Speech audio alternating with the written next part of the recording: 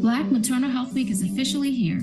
From April 11th to the 17th, join the Black Mamas Matter Alliance and our partners and collaborators nationwide for a week of events and activities to build awareness, activism, and community around improving maternal health outcomes for Black women and birthing people.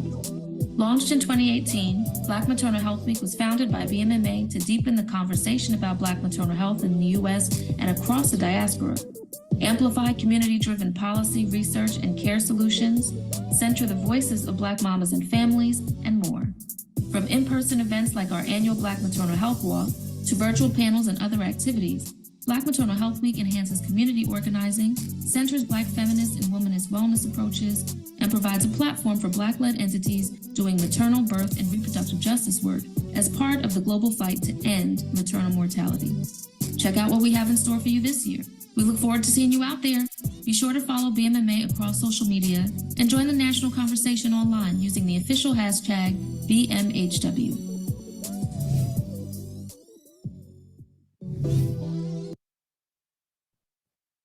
Good afternoon and welcome to our webinar, Restoring Black Autonomy and Joy Through Innovative Research during the Black Maternal Health Week campaign. The aim of today's webinar is to highlight current Black maternal health data and showcase research endeavors led by Black scholars in birth equity. Thank you so much for joining us. We are so excited. Before we get started, I would like to cover some logistics. Everyone is currently muted and will stay muted during the webinar. If time allows, we will answer questions at the end, so feel free to submit questions in the Q&A box that arise throughout the webinar. My name is Dr. Ayanna Robinson. I am Director of Research and Evaluation at the Black Mamas Matter Alliance. BMMA is a national network of Black women-led organizations and multidisciplinary professionals whose work is deeply rooted in reproductive justice, birth justice, and the human rights framework in order to ensure that all Black mamas have the rights, respect, and resources to thrive before, during, and after pregnancy. I am having the most excitement, and I have the pleasure of moderating this panel with one of my favorite research collaborators, Nia Mitchell. Thank you so much, Dr. Robinson. Again, I am Nia Mitchell, and I'm also very excited to serve as a co-moderator for today's discussion. My pronouns are she and her, and I'm a research collaborator with BMMA, as well as a vice president of the Center for Birth Equity Research and Praxis at the Collaborative, and a fourth-year doctoral student at the University of Georgia's Qualitative Research and Evaluation Methodologies program. Today, we have an amazing panel discussion planned with our esteemed guests, Dr. Fleta Mass-Jackson, Dr. Monica McLemore, Dr. Natalie Hernandez, and Dr. Brittany Chambers. Before we begin our conversation, Dr. Robinson will provide some brief information about BMMA and then allow our panelists to briefly share about their work before we have our larger discussion.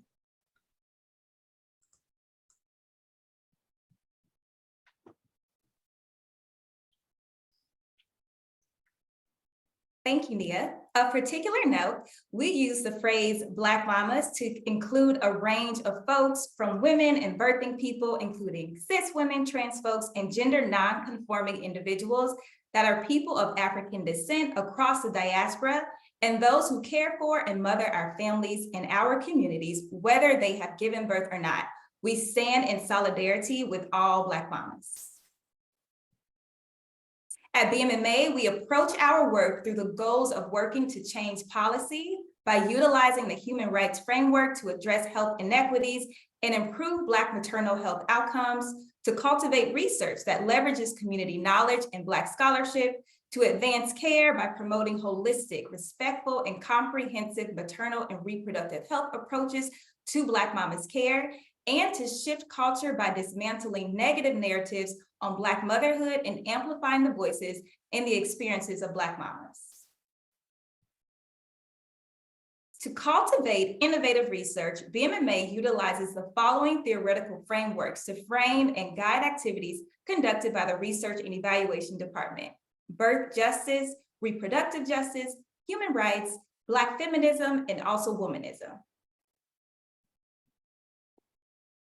The goal of BMMA's R&E department is to build the evidence base for Black maternal, sexual, and reproductive health. And we do this by utilizing BMMA's holistic maternity care and research principles. This slide showcases BMMA's research principles publication, as well as publications from the Research and Evaluation Department, all of which are located on BMMA's website. Now we'll shift to the moment you all have been waiting for, our panelists. We'll provide some introductions and then go on with our larger discussion. So our first panelist is Dr. Fleta Mash-Jackson. She is a scholar, educator, and activist. Also, she serves as the president of Majeka LLC, a national research firm and think tank where she is the leader of Save 100 Babies. Dr. Jackson has led groundbreaking research on stress and resilience, resulting in the development of a unique racial and gendered stress measure, the Jackson-Hoag-Phillips contextualized stress measure, a dissemination intervention model, and an advocacy approach for Black women's health. We're so excited that you're able to join us today, Dr. Jackson. Next, we have Dr. Monica McLemore. She is a professor in the Child, Family, and Population Health Department and interim director of the Center for Anti-Racism in Nursing at the University of Washington School of Nursing. She is also a board member of the Black Mamas Matter Alliance and editor-in-chief of the Health Equity Journal. She is a preeminent scholar of anti-racist birth equity research, community-informed methods, and policy translation. Dr. McLemore's program of research is grounded in reproductive justice, a lens she uses to understand reproductive health and rights for people with the capacity for pregnancy. Next, we're joined by Dr. Natalie Hernandez. She is the executive director of the Center for Maternal Health Equity and is an associate professor in the obstetrics and gynecology department at Morehouse School of Medicine. Her research interests include community-based participatory research, women's health and equities, technology-assisted interventions, health policy, and social determinants of health. Dr. Hernandez is also a former recipient of the Stature Health Leadership Institute's Health Policy Leadership Fellowship. Last but certainly not least is Dr. Brittany Chambers, an assistant professor with the Department of Human Ecology at the University of California, Davis.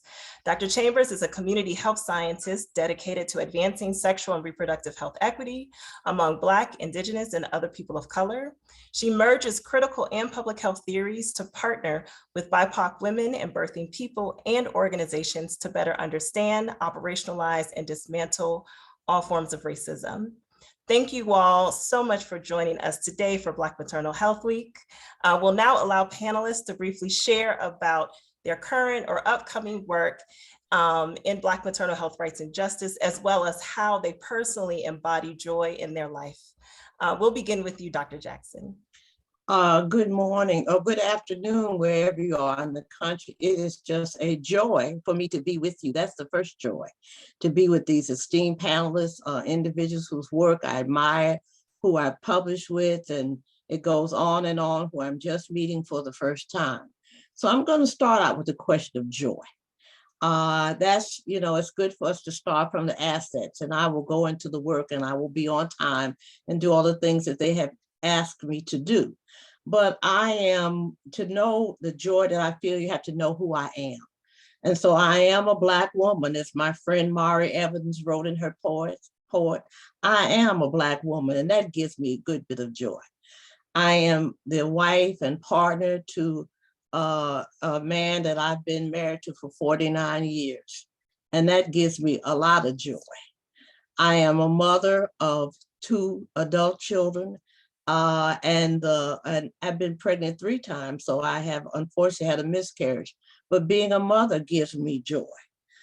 Being a daughter of the South gives me joy with all of its contradictions. It just gives me joy. So, and faith and hope give me joy. So those are the things, but my work gives me joy. And so, as was in the introduction, I am a researcher. I'm an independent researcher, which is kind of rare. And some days I pinch myself and say, how are you still in the arena? But that gives me joy that I'm still in the arena. And in large part because of the partnerships that I have with the people who are on this screen. And I love you and I thank you so much. And for those who I can't see, I thank you so much, because I stand in this place for now over 25 years. The work itself gives me joy. I'm someone whose emphasis on what I call contextualized stress. Stress that is attached to the lived experiences of African-American women, I would say throughout the life course, but certainly very specifically in this pregnancy and birth space. And it has given me joy because it's community-based. It is of women, of Black women, from Black women, which means that it has started from the conceptualization of what is stress, and stress not only those bad things that happen or those adverse things that happen, but those things that we employ to offset it. And that gives me joy to know that we are resilient and resistant. And it has been a community-based process that's gone from the conceptualization of the research, the actual production of the research itself, the interpretation of the research, and finally the application of the research. So in my work, I go from Jackson Hole Phillips contextualized stress measure to something called calming the waters, holding back the storms as a dissemination model, to save 100 babies as a policy model. And so these are the things that have been very important to me. Finally, as I close out in my 5 minutes, one of the things that I've been looking at in this particular point is how do we in fact begin to change or we expand or we extend the data points that we use. I've been reading these intriguing articles that have talked about the civil rights movement's impact on birth outcomes, and that time we saw a narrowing of the gap. And of course, much of it is about policy and Great Society in the 60s and 70s.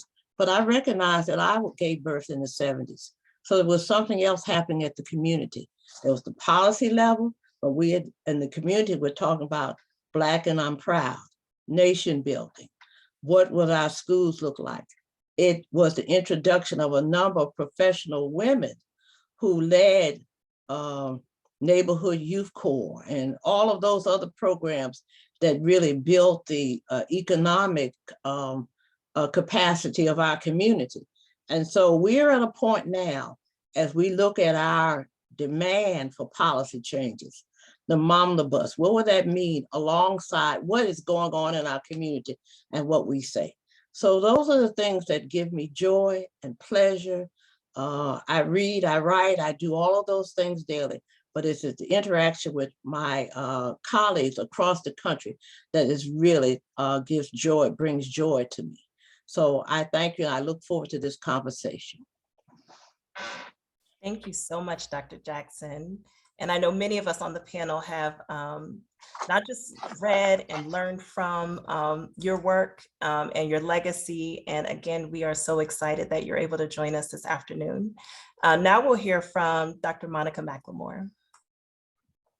What an honor it is to be on this panel with so many people I respect and admire. And Dr. Mass Jackson, we would all not be here were it not for your vanguard work. So the love is real, and we are so grateful for you. For people who know me, you know I was born preemie in 1969. So like all the work I do is personal. I'm also a sister, an auntie, a childless by choice person, a colleague, a collaborator, and a friend. As mentioned earlier, my research program is grounded in reproductive justice, and I like to describe my work in like 3 streams. And I want to be very, very clear. Like my long-term interest is to really design some interventions that will improve health and overall well-being and justice and joy for pregnant, capable people and childbearing families. I also didn't say I use she and her pronouns, but I just want to put that out there too. In other words, you know, I want, like, what is justice and joy and what contributes to that? I want to know, what are the assets that we haven't mapped?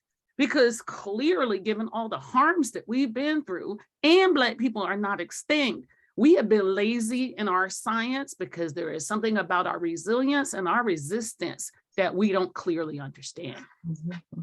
Using streams as an analogy allows me to talk about my research trajectory as a river with multiple forks that come together with the goal of operationalizing reproductive justice so that health equity can be experienced. It's important to tell this audience 2 really important things before I describe my stream specific of how to keep joy in my work. The first one is I've never had any federal funding despite applying 7 times. But I want y'all to know this does not keep me from doing my work, right? I'm currently funded by the Robert Wood Johnson Foundation, the Buffett Foundation, internal grants from UCSF, UW, Terra Health Foundation, Yellow Chair. I could keep going on. I have just mapped a huge project looking at anti-racism efforts in nursing to identify levers and opportunities for investment and best practices as they move their portfolio towards health equity. We know that nurses can lead that work. Some of y'all also know I'll be developing the actions program at the University of Washington. I'm gonna be calling on a whole lot of y'all around that because we're gonna have convenings and we have to develop and co-create that work together. The second principle I want to point you to is I have a real simple rubric that determines what I do and what research I don't do. If it's not fun, if it's not with people and institutions that I like and respect, and if it's not meaningfully moving towards structures and interventions, I'm not doing it. That said, let me tell you how I do go about the work that I want to do, because my work is really grounded in community engagement and research prioritization. Partnering with communities is the only way to move forward. And ever since I started research prioritization and with colleagues and collaborators, it's the only method I use now before I even start to design a research project or a research program. I believe paying humans above a living wage to participate in the scientific enterprise is my unique contribution to healthcare reparations, which we desperately need. The second stream of my research is about workforce development, because investing in early career people, regardless of their discipline, is crucial to moving towards more impactful science, policy, clinical practice, and education. I currently have a particular focus on midwifery and Black midwifery right now, because that's where most of the innovation in healthcare has come from, both historically and currently. And without diversifying our workforce, I believe we will never unlock the discoveries that are necessary to make institutional and structural change. Transformation requires change in content as well as process. So finally, I'm gonna end with talking about experiences of care and mechanisms to improve these experiences. All of these streams are deeply connected because understanding experiences of care affords us the opportunity to design and test and evaluate new interventions to bring dignity and care and respect to healthcare environments and interactions. So for me, I look forward to engaging with our esteemed colleagues on this panel about restoring Black autonomy and justice through innovative research, because we all deserve better and we have the brilliance to bring it forward. Thank you. Thank you so much, Dr. McLemore. Now I'm gonna pass it to Dr. Hernandez. And why I gotta be behind these two greats. But hi, everyone. So what brings me joy? So first of all, yeah, I'm a social behavioral scientist, population scientist, but you know, I work with community. I've been working with community and policy before it's deemed sexy, right? Because now everyone is doing some type of community engaged research, which is like, hey, you want to be on an advisory board and that's it, but we won't go there.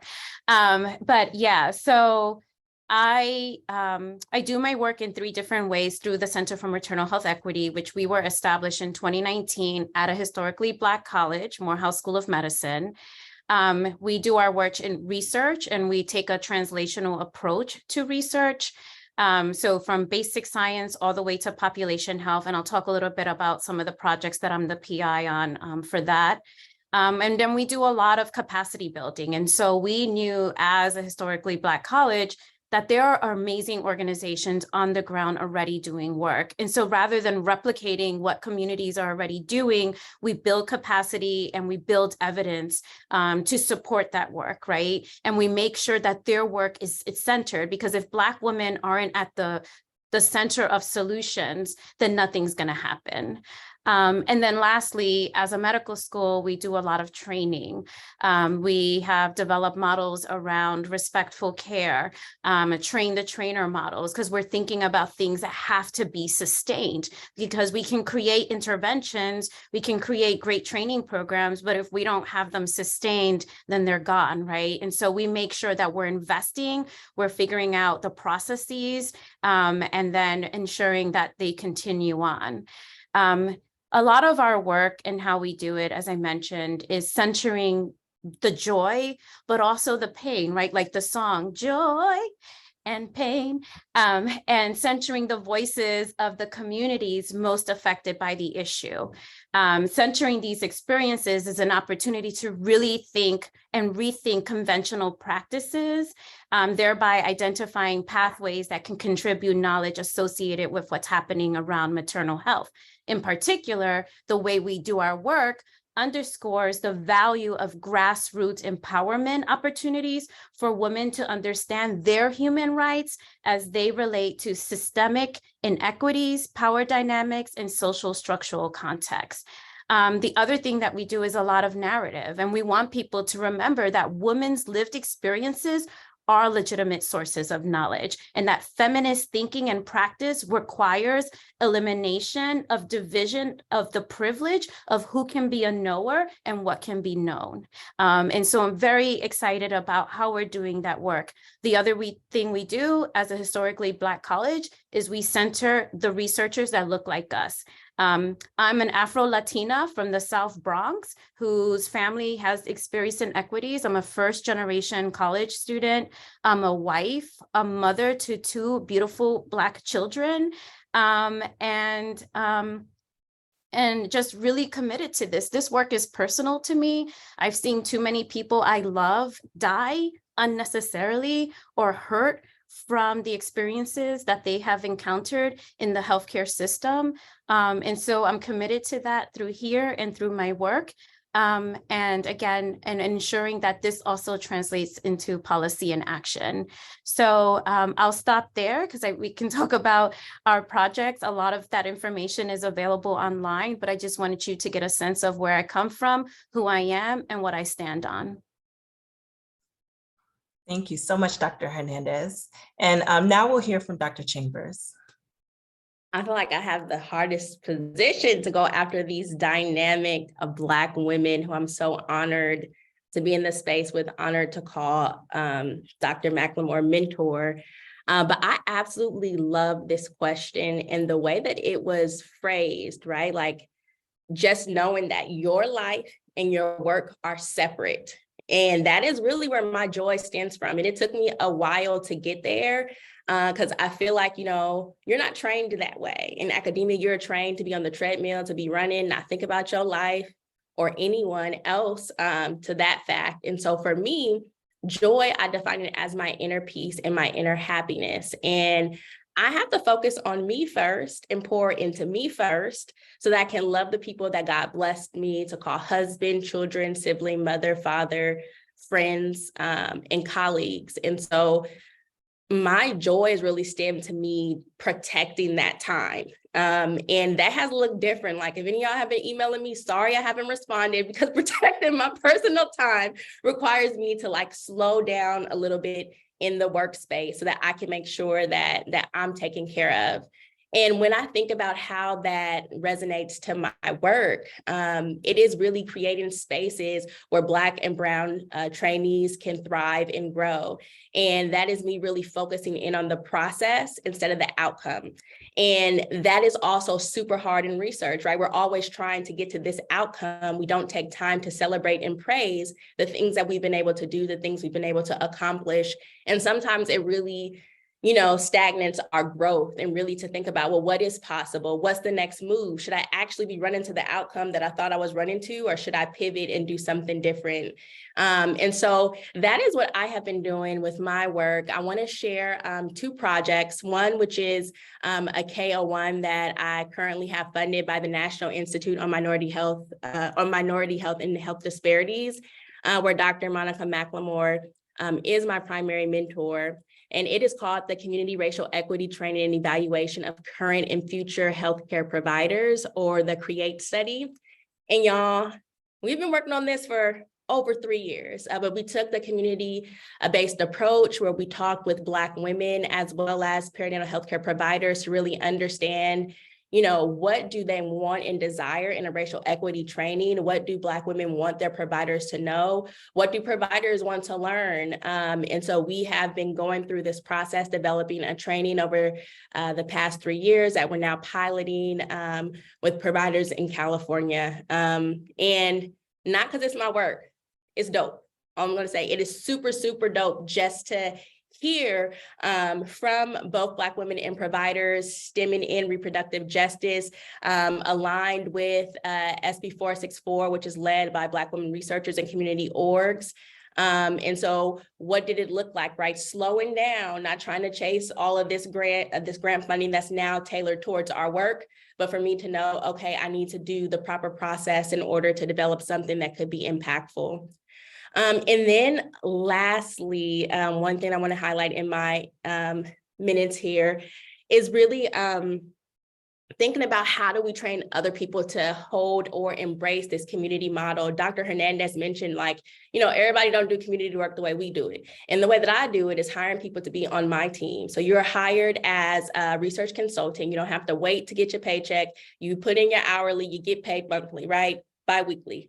And we have been using this model, first started at UCSF with Dr. McLemore, and continue to do it over study, collaborating with people, and how do you train community to be a part of your team? And really in this particular study, it's a UC partnership with UCSF and UC Berkeley, where we're taking a step back, we're training faculty, students, and community members in reproductive justice, and then partnering with community orgs to give them money and funding for us as faculty and students to help them answer problems that are really, really important to them. And so I'm looking forward to further talking about today's topic with the panelists. Thank you all so much, not just for sharing about the work that you do for our communities to address the inequities and injustice that not only they face, but we face because we're part of the communities that we serve. But then also for sharing your lived experience, because what we do know, the personal is political and shows up in all aspects of the work that we do. So now we'll transition to the larger discussion. We have a total of 3 questions that Ayanna or Dr. Robinson and I will pose to our panelists. So we'll begin with the first one. In what ways can Black autonomy and joy be honored in the education and training we receive as researchers, the theories and methodologies we utilize, and the design of our research studies with, for, and by Black communities? So any of our panelists can jump in. Okay, I can go ahead and start with this particular question. And I will say that my go-to in this season is Black Mamas Matter Alliance Research Principles. I feel like that article is amazing and it outlines what we should be doing. And most recently, the past year, I have been collaborating with community researchers with the Abundant Birth Project. And we have really been talking about, what is it like for us as Black women community researchers, as well as faculty, to go and collect stories, do data in communities which we are from, right? And so thinking about the direct as well as the vicarious trauma. And we have been developing a healing toolkit called Sis, Find Time to Heal, which is a workbook that was designed for community researchers to use before they go to collect data and after they collect data, that has grounding activities, reflection questions, hear words from your tribe. And these are pictured here, all of the community researchers and myself who are involved in this work. I wanted to bring them to this space. But this also does require us to redefine the way that we think about research. You need to incorporate, right, time to do these things so that we can all come and show fully to the work that we're doing, as well as when we're done with our work, that we can leave whatever we're handling in our workspace and be able to go home to our families and be fully present. And so I just wanted to highlight this work and what we're doing in this particular space, as well as just having us all to think think about, you know, how can we really, I think the key takeaway from the principles are listen to Black women, protect Black women, as well as invest in Black women. And that requires, you know, time and resources. And so for me, in my position, recognizing that it is a privilege to be a faculty member, how can I kind of rearrange my studies and the time to incorporate spaces for joy and autonomy?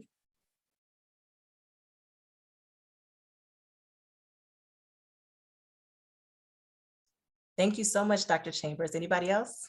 Can you put the question up again? Yes.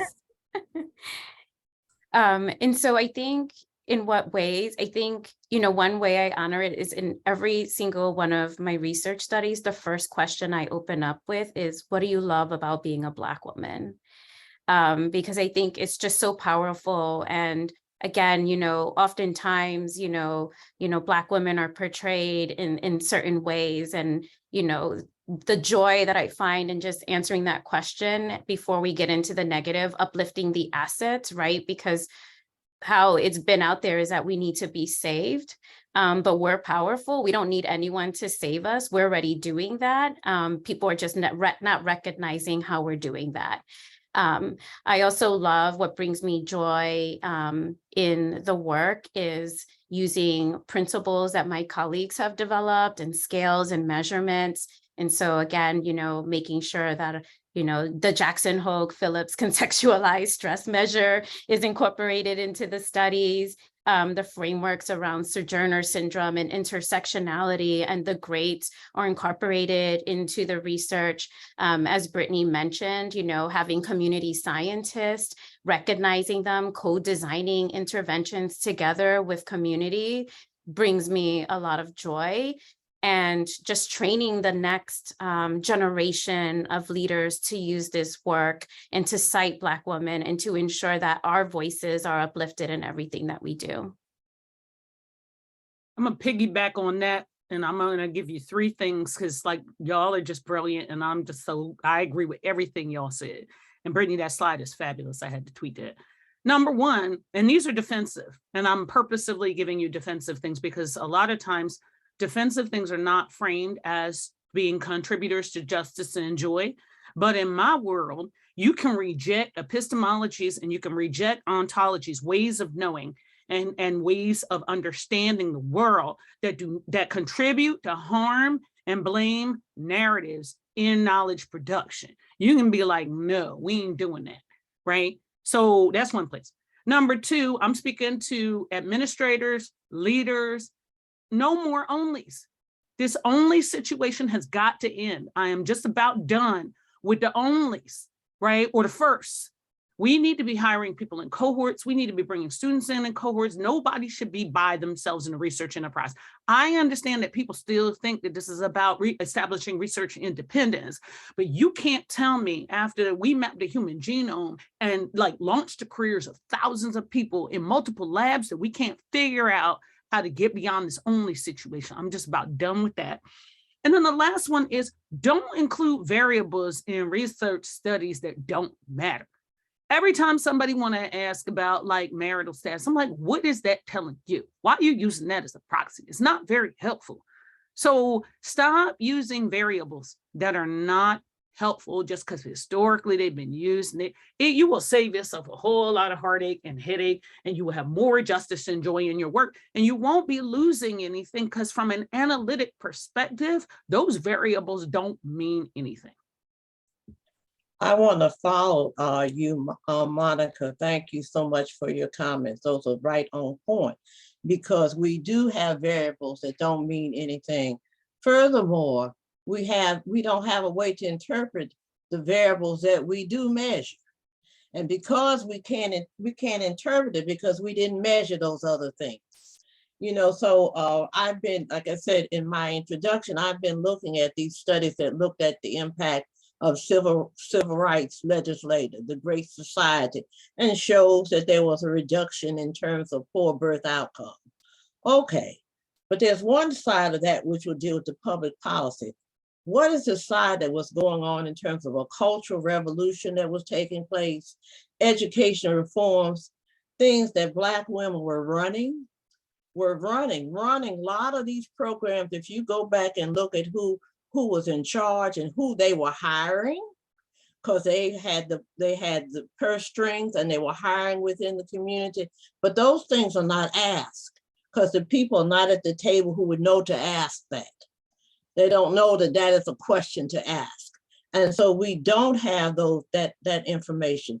The other thing is, what are we doing? And I'm just so proud of you, Dr. McLemore, in terms of what you're teaching.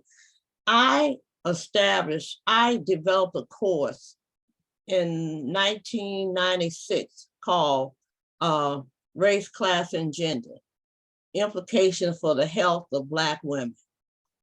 Boy, I had people who came in to see what I was teaching under the guise that, we just do a regular evaluation. They hadn't seen nobody else's class but mine.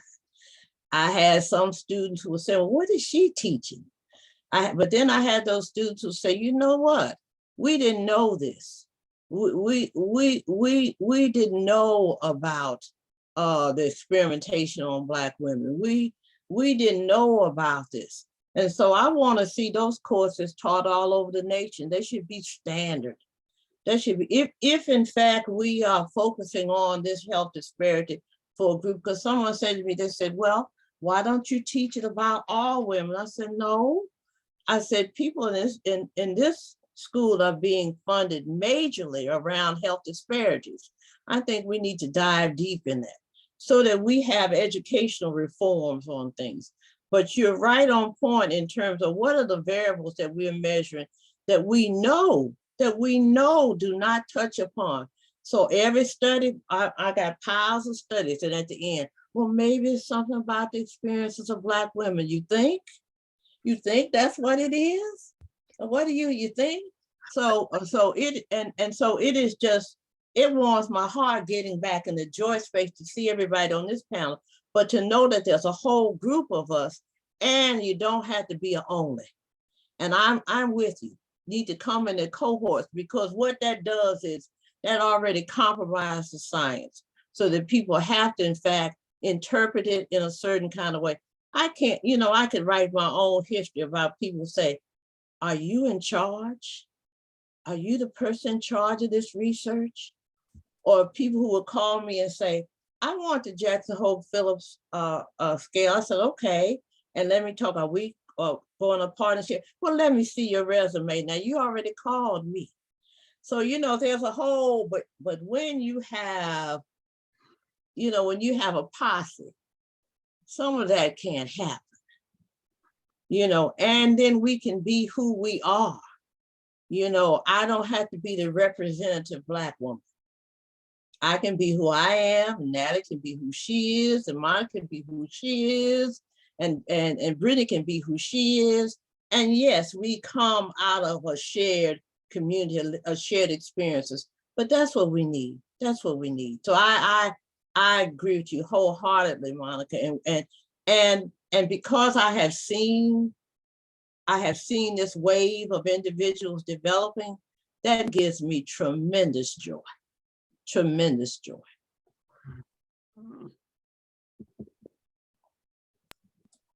Thank you all so much. I'm so happy this is being recorded.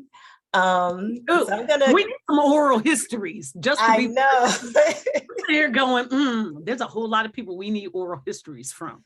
Yes, and definitely this shouldn't be the only event that we do. We have to continue these conversations. So the next question, and I will say I slightly edited it based off of Dr. Chambers' answer to the first question.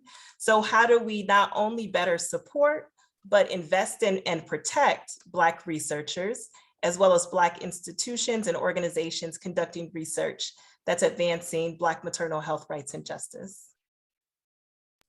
Well, I'm gonna come out the gate on this one, because this is one where we have to say the names of our colleagues who are being vanguard in this work. The first person that comes to mind is Dr. Karen Scott and Birth and Cultural Rigor.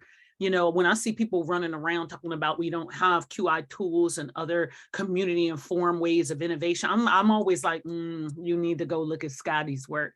The other person, you know, that we need to shout out is like Celia Jefferson, right? I mean, when you think about the work that she is doing in Detroit, it's like investing in Black women researchers, irrespective of where they're doing their work, right? I think I saw Dara Mendez on here too. There are Black women researchers in public health and clinical health services provision and science who are doing groundbreaking. They need trust-based philanthropy. They need NIH career development awards like Dr. Chambers. There needs to be investment, and I'm using that word purposively, which is why I keep coming back to healthcare reparations. We need debt-free education for any Black and brown person who wants to enter the health professions for the next 50 years.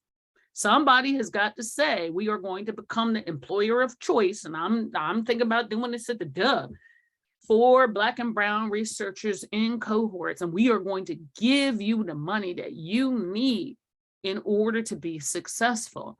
So when people ask me why I left UCSF to go to the University of Washington, I came in under what's called the Faculty Diversity Initiative, where people take like diversification of healthcare workforce seriously, to the point where the provost invested $10 million to bring in multiple cohorts. I came in with 6 other people of color in my school. Right? Early career folks. Some people are serious about making investments as work. So my department didn't have to pay any money for me or Dr. Doniel, Suarez Baquero for the first 2 years to allow for us to create new classes, to Dr. Mass Jackson's point, grounded in reproductive justice, grounding in methodologies for clinical doctoral students and PhD students. They believe so deeply in the equity work, they would make that investment for us to develop those courses, knowing everybody was going to benefit from that, right? So we have tons of people who are in the pipeline. When I think about the folks, Nia with you over at MBEC and all the doctoral students that are there and the scholars program, we need to make investments in these people. Where are they going to go work when they finish their degree?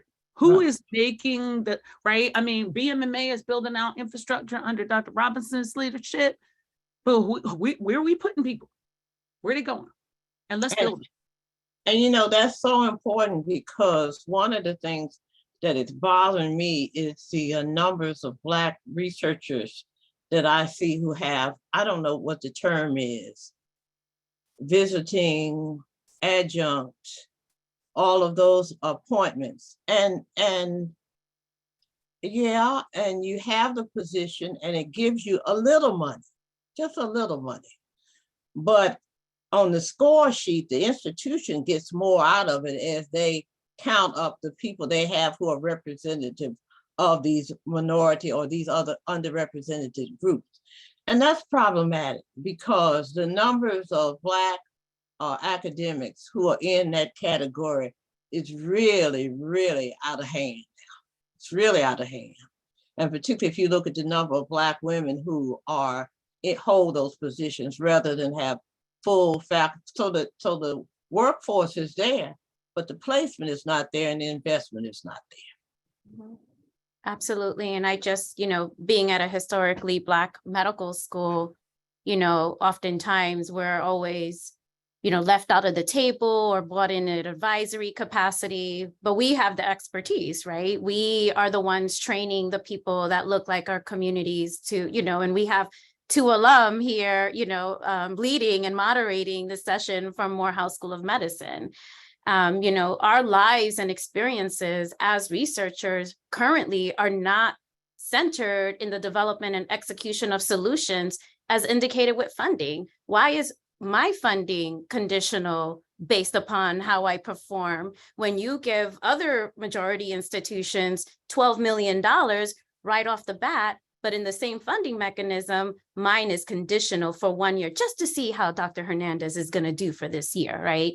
And we need to be leading in these. And if you're going to invest, fully invest. Don't do it, conditionally. Fully invest. Our institutions need this support. We need the faculty to lead a lot of these different initiatives.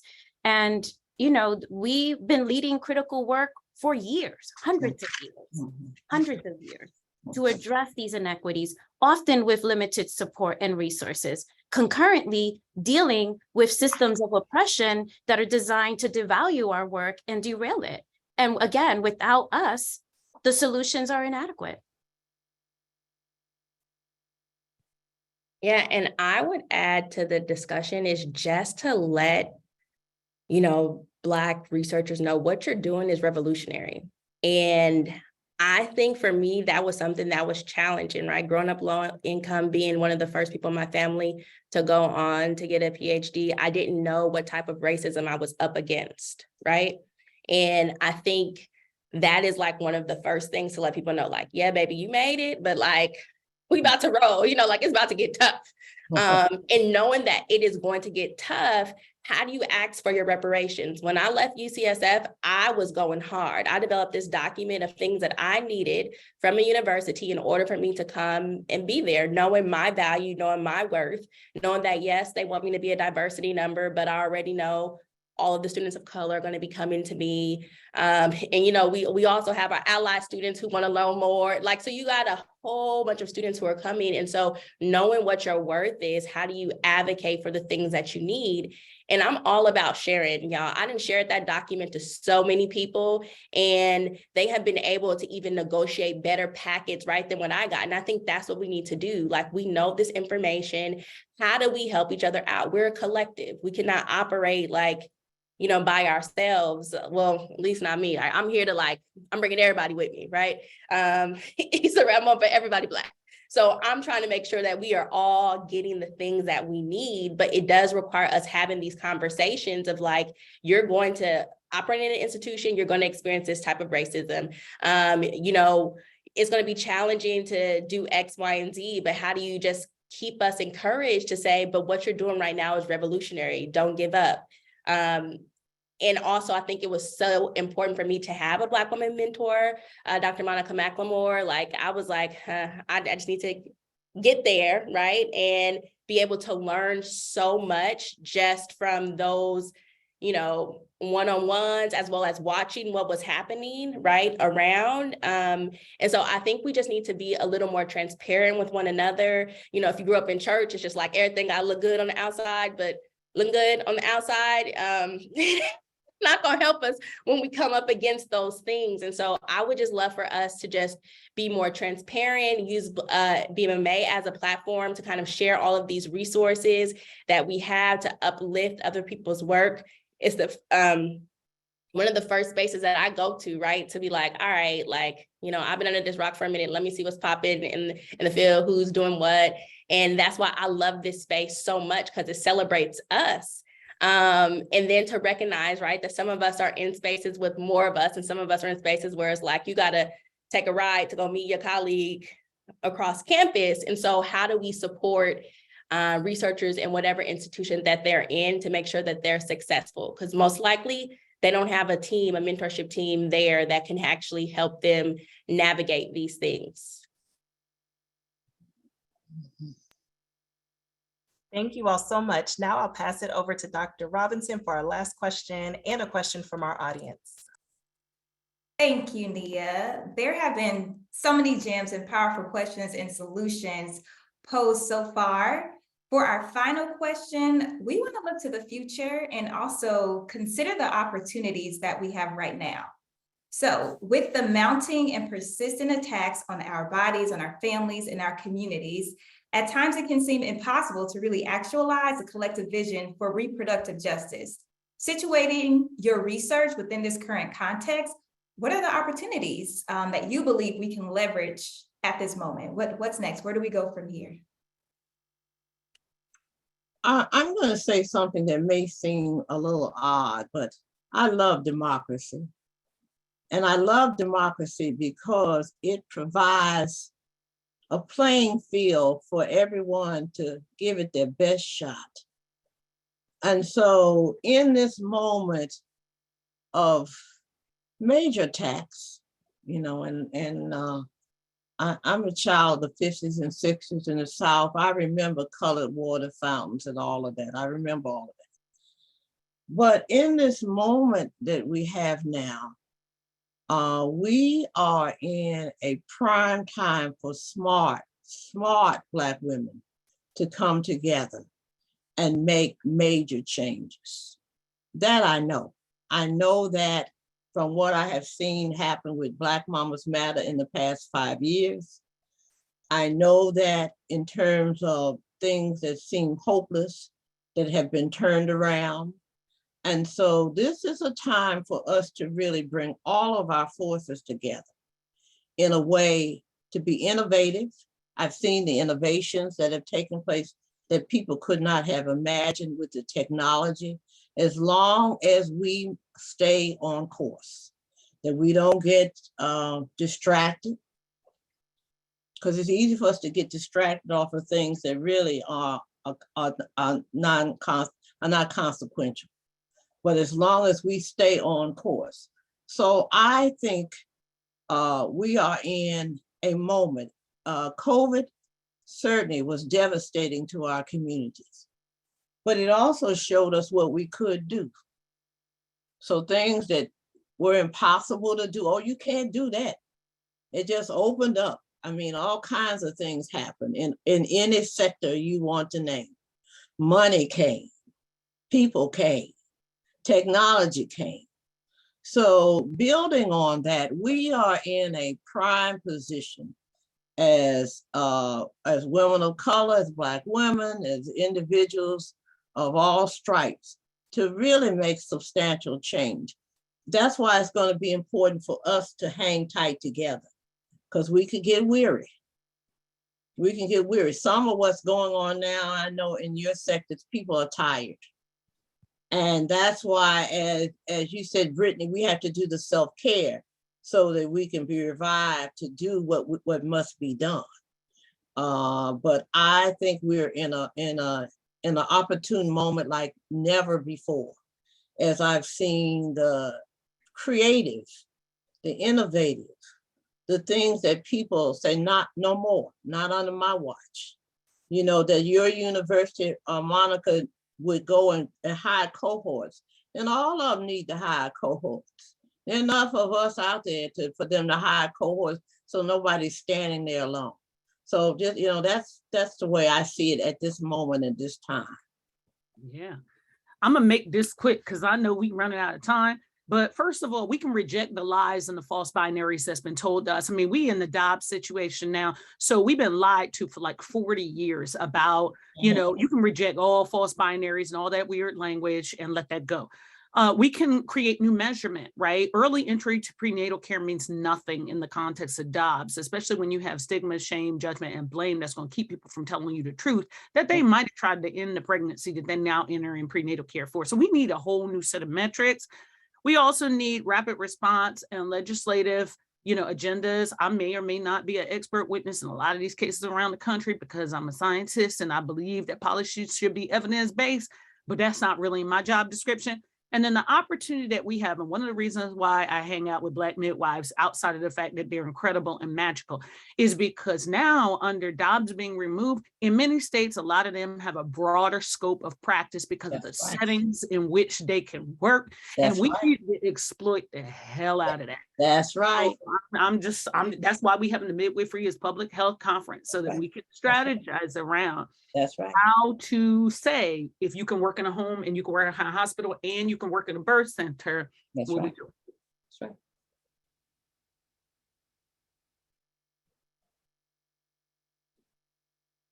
Anyone else? With everything that's been said, I have one small thing, and this is just a major dream of mine. We need our own money.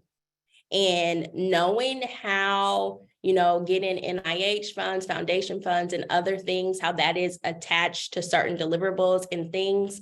My dream for us, and BMMA can do this, for us to have a large crowdfunding celebration event. It can be a whole weekend thing where we have a few parties here and there, invite people to give us their coins. I have seen white colleagues do this with their friends, so on and so forth. And I would love for us to get us some unrestricted funds to really do this collective work.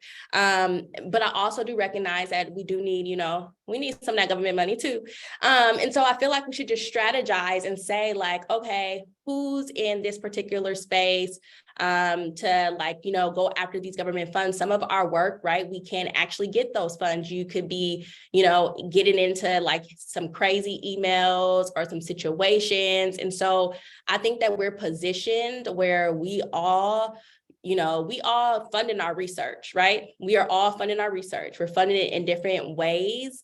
But if we had a large pot and we could do this, you know, every couple of years or something, but we have people who from our community who are invested in this work, who has the coins, who want to invest. And so how can we help them make the decision to invest in us, in our work, and on a consistent basis? And so that is what I'll put in this space, in this conversation. Yeah, and I just have one thing, you know, attacks are never new, right? Since life has happened, we've always been attacked. All I want to say is just don't underestimate this unrelenting group of Black scholars, because we're coming for y'all. Thank you. We are coming for you. That is a great ending and great way to transition into our audience questions. We have about 5 minutes left. I want to first thank our panelists again for joining us. Thank you for your wisdom, for your insight, and for all of the work that you all have been doing. I'll start with one question from the audience. And the first question is, what are some asset-based research practices you have used in your work? Well, the first one, oh, go ahead. No, you go on. Well, the first thing, you know, I would say is that it starts at your research question and what your specific aims are. So I'm just about done with people only asking research questions and, you know, that are framed around problems, right? That is one way to conduct science. There is another way that we've learned from basic scientists that you can just describe natural processes. What's the natural history of something? I'm just about done with these faculty who throw data sets at students and don't teach them what it means to wrestle with a research question. How does it connect to your aims? What do you want to tell the IRB in terms of not only what the harms are, but what's also the benefits, right? We have got to stop with these analyses and really spend the hard work of understanding how do you develop a meaningful research question with the people with lived experience, because you're the expert by education, but then there's experts by experience. You come together and you figure that out. How about that? So one approach that I've used is what's called appreciative inquiry.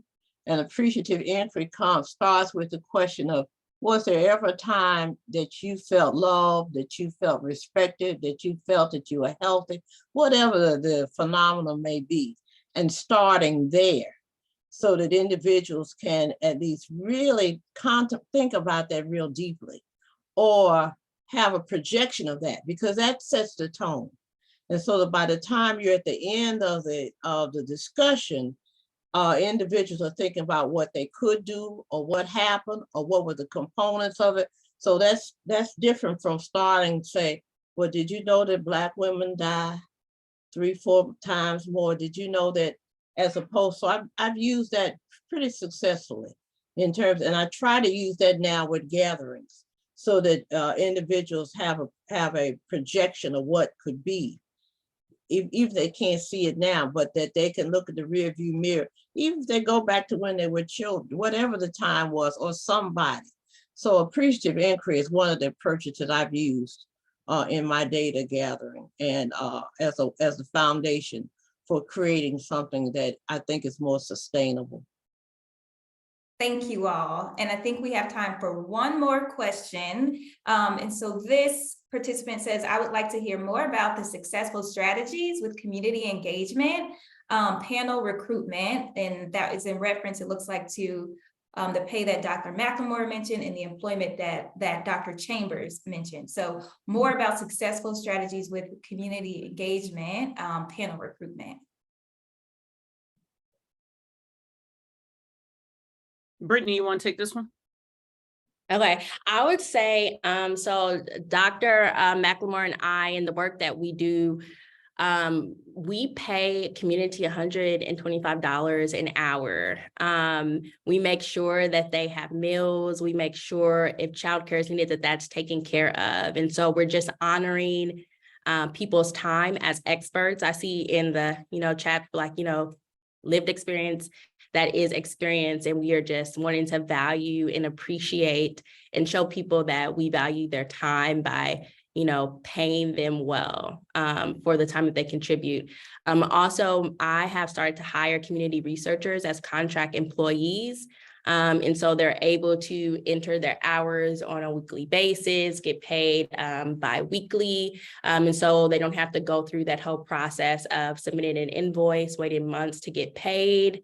And so those are ways that we have kind of like evolved our work over time to try to come up against some of the barriers that we experience in trying to do community partner research within academic institutions. Thank you so much, Dr. Chambers. And I know we could continue these discussions for hours, but we are at the end of our webinar today. So thank you again, first and foremost, to our panelists, and we want to thank our audience again for joining us for today's webinar, Restoring Black Autonomy and Joy Through Innovative Research. Please engage with this year's campaign using the official hashtag, which is on the slide. Also, please visit blackmamasmatter.org/BMHW for a full list of national BMMA hosted events, as well as finding events for Black Maternal Health Week within your cities and your states from our Alliance partners. I look forward to seeing those who registered for our second annual Black Maternal Health Walk in Atlanta tomorrow, April 15th at 10 a.m. Thank you.